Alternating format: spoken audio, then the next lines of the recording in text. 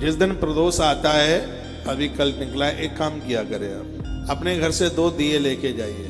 ये जादू टोना उपाय नहीं है, प्रत्यक्ष बात है, आनंद होगा। जो आप कहते हैं घर में उच्चाटने, घर में दिक्कत है, बच्चे बात नहीं मानते, बच्चे घर के बाहर इतने बढ़िया रहते हैं, घर में आके ऐसा लगता है तूफान आ गया है। 2 दिए घर से लेकर के जाइए और एक दिए को जला करके जहाँ जलहरी पर पानी गिरता है उसके सामने जला करके रखिए। उसी दिए से इस दिए को जलाइए। दिए से दिया जल सकता है, लेकिन दिए से ये धूप बत्ती वगैरह नहीं जलती। उसी दिए से इसको जलाइए, किसी पात्र में रखिए, ढक करके लाइए, रास्ते में ये बुझ ना जाए। फिर अपने घर के प्रमुख दरवाजे में आप प्रवेश करें तो इसके दाहिने हाथ पर आप रखिएगा। दाहिने घर के दाहिने हाथ पर इसको रखिएगा। आपके घर में किसी भी प्रकार की नकारात्मक ऊर्जा नहीं रहेगी, घर में कलह नहीं रहेगा, घर में अज्ञान नहीं रहेगा। सब लोग विवेकी पुरुष बनेंगे। जो लोग उल्टा पुल्टा करते रहते हैं, बुरा न मानिए। आपके पश्चिम बंगाल में तंत्र मंत्र बहुत ज़्यादा चलता है। लोग नोट कमा रहे हैं यहाँ पश्चिम बंगाल में, ये करा धरा ये बहुत ज़्यादा चलता है। और मैं तो एक साधारण सी, मेरी कोई फीस नहीं है, बस यही कि आप बात मान लीजिए। मैं नहीं चाहता कि आपको इधर उधर भटकना पड़े।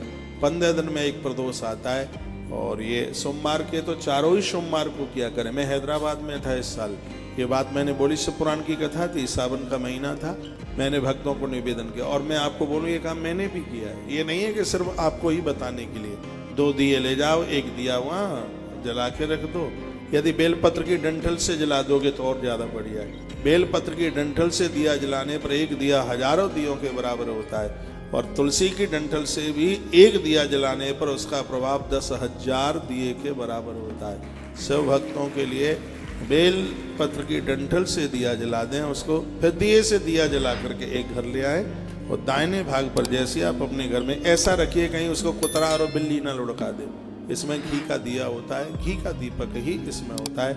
और इतना 1 घंटा 24 मिनट तक दिया जलता रहे। ये नहीं है कि तुमने बस ऐसी बत्ती और धरा के वो हाल ही बुझ गया, इतनी देर तक तो वो जलता रहे। इतना उसमें आप घी डालिए, बहुत आनंद हो जाएंगे। आपका घर आपको सुकून देगा, आपका घर आपको आनंद दे देगा। घर में लड़ाई झगड़े नहीं रहेंगे, घर में बिल्कुल भी कलह नहीं रहेगा। पुरुष लोग कम विश्वास करते हैं इन बातों पर, आप माताएं तो कर ही सकती। और अनादि काल से ही सत्कर्म करने में माताओं का ही हाथ सबसे आगे रहा है, पूर्व से। क्योंकि जितनी चिंता आप परिवार की करते हैं, पुरुषों को तो एक ही चिंता है कि बस व्यापार नहीं चल रहा, इसके अलावा उन्हें कोई चिंता नहीं। लेकिन आपको चिंता क्या है? बच्चों की आपको चिंता है, परिवार की पूरी।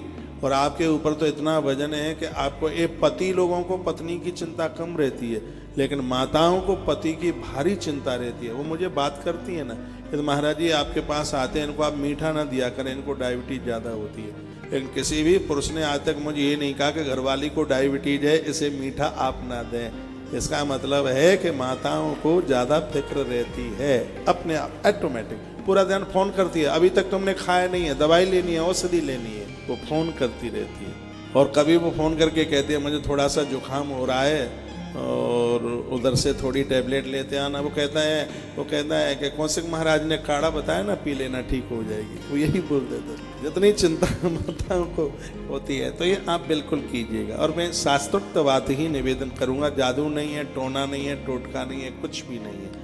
आप सहज, मैंने पढ़ा है, आप प्लॉट बना रहे हैं, अड़चन आ रही है, शुक्रवार को भगवान महादेव का अभिषेक उस जमीन में कर दीजिए, काम हो जाएगा। वो जगह पर गैया बांध दीजिए। गैया का मूत्र और गोबर जिस जगह पर गिरता है वहाँ भूमि का दोष समाप्त हो जाता है। यहाँ वृद्ध माताएं बैठी होंगी, उन्हें पता होगा, जिस समय छोटे बच्चे लेट बाथरूम कर लेते थे, जिस जमीन पर कच्चे घर होते थे, आंगन कच्चा होता था, उसको साफ करके इतनी जगह में ऐसे गैया के गोबर से लीप देते थे। पता है क्या आपको? जो ग्रामीण अंचलों से चल करके आए हैं उस जगह की लिपाई कर देते थे। उतनी वो गोबर, चाहे गाय का होता है या कोई मैसी का, भैंस का, कोई भी हो, उससे उसको गोबर से उसको लिपाई कर दी जाती।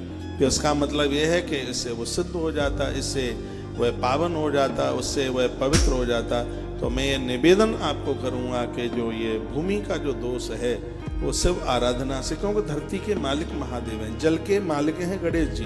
गणेश जी की प्रतिमा नहीं मिलती है, एक लोटा पानी भर के रख दो और उसी का पूजा कर दो, गणेश जी का पूजन हो जाएगा। गणेश जी के सिर के ऊपर हाथी का मस्तिष्क क्यों है? उसका एक प्रमुख कारण ये है कि जो गणेश हैं वो जल तत्व के देवता हैं और हाथी को जल बहुत ज्यादा प्रिय है। हाथी को जल बहुत प्रिय है, इसलिए गणेश जी के ऊपर जो हाथी का मस्तिष्क है वो इसलिए है क्योंकि गणेश जल तत्व के देवता है। माँ दुर्गा है जो भगवती अब अग्नि तत्व की देवी है।